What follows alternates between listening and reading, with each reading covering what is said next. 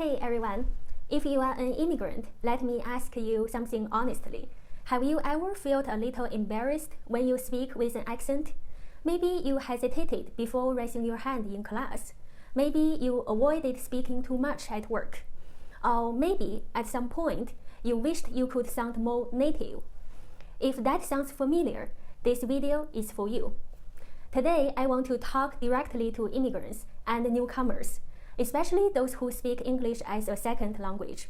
Because your first language is not a disadvantage, it is an asset, and in many cases, a powerful one. This video is based on my own personal experience. I'm sharing my real stories, not theory, and I hope they help you see yourself differently.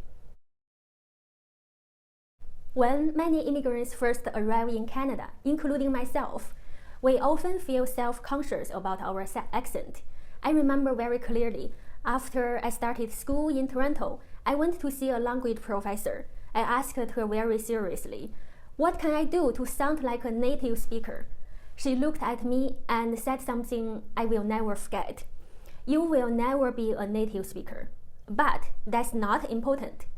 Then she added something that completely changed my mindset. The purpose of language is communication. You don't have to be a native speaker to communicate well. At the time, I was a little shocked.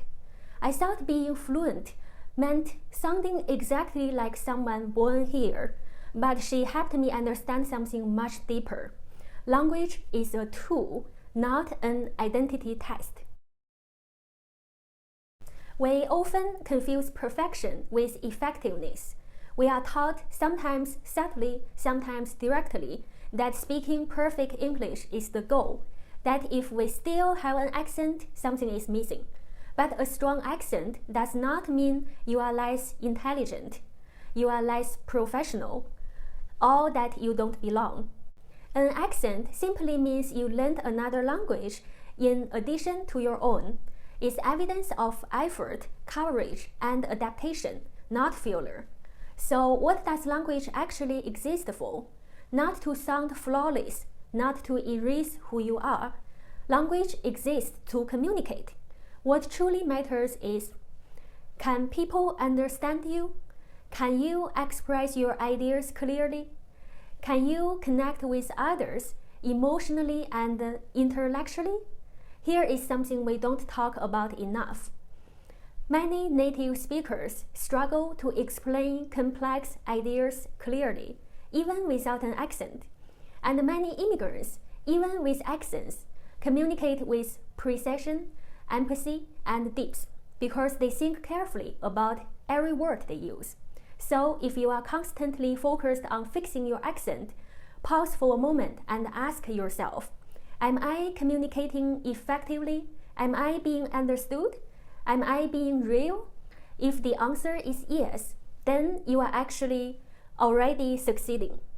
Your voice doesn't need to be perfect. It needs to be heard. Now let's talk about something practical, work and career opportunities. In many workplaces, being bilingual or multilingual is a huge advantage. If your company works with international clients, global markets, or diverse communities, guess who becomes valuable very quickly? You. If you speak another language fluently, you may be asked to manage a market connected to your home country, communicate with overseas partners, support international teams, build trust with clients who feel more comfortable in their native language. In many cases, this can lead to more responsibility, more visibility, and career growth. Let me share my own story. My first jobs in Canada were a columnist, a Mandarin Chinese teacher, and a marketing coordinator. As a columnist, I wrote for several top Chinese media outlets in Canada. As a Mandarin teacher, I taught students from many different countries. And as a marketing coordinator, I managed the Chinese market for my company. All of these opportunities came because of my first language, not despite it. If I had tried to hide that part of myself, or thought it was a weakness, none of those doors would have opened. Many immigrants grow up believing I must erase my accent to succeed.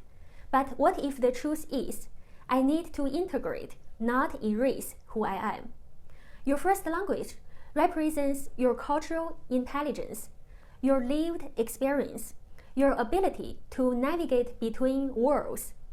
That perspective cannot be taught in a textbook. When you speak more than one language, your brain already knows how to adapt, translate, and emphasize. Those are high-value skills in any country. So here is what I want you to remember. Your accent tells a story. It means you learned another language. It means you crossed borders physically and mentally. It means you are brave enough to start over. Don't apologize for it.